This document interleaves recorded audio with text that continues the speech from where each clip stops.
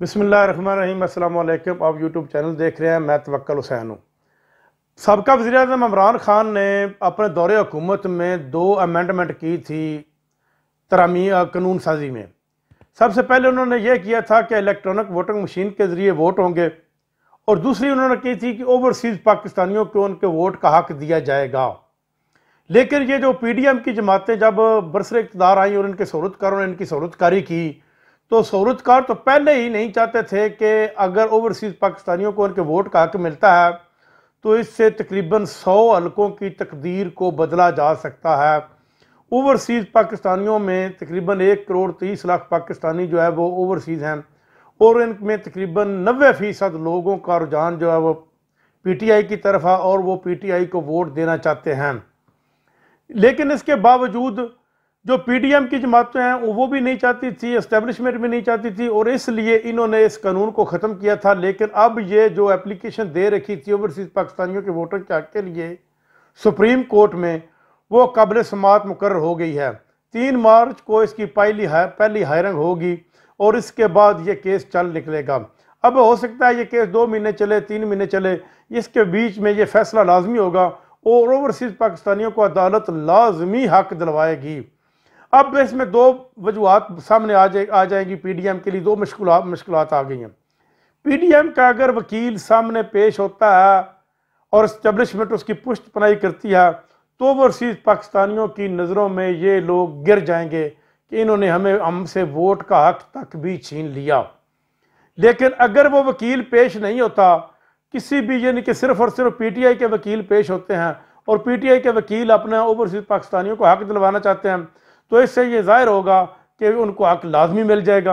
यानी कि ये 2 तरह के मसाइल अब PDM की जमातों के लिए क्रिएट हो चुके हैं कि अगर हम इस केस की मुखालफत करते हैं तो फिर भी फंसते हैं, अगर हम इस केस की मुखालफत नहीं करते तो फिर भी हम फंसते हैं।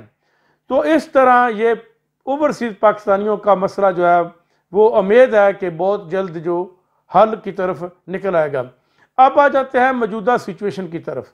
मुआशी लिहाज से पाकिस्तान को PDM ने बहुत ज़्यादा नुकसान पहुँचा दिया और पाकिस्तान को एक ऐसे मोड़ पर ला खड़ा किया है जिसमें पाकिस्तान 40 साल पहले जब डिवाइड हुआ था बांग्लादेश और मशरकी और मगरबी पाकिस्तान 2 हिस्सों में, उस वक्त था, और अब मौजूदा पोजीशन ये सेम होगी। और ये जो मौजूदा पोजीशन है इसको कवर करते करते 40 साल मजीद लग जाएंगे। महंगाई की बात नहीं है कि महंगाई इन लोगों ने बहुत ज़्यादा की है।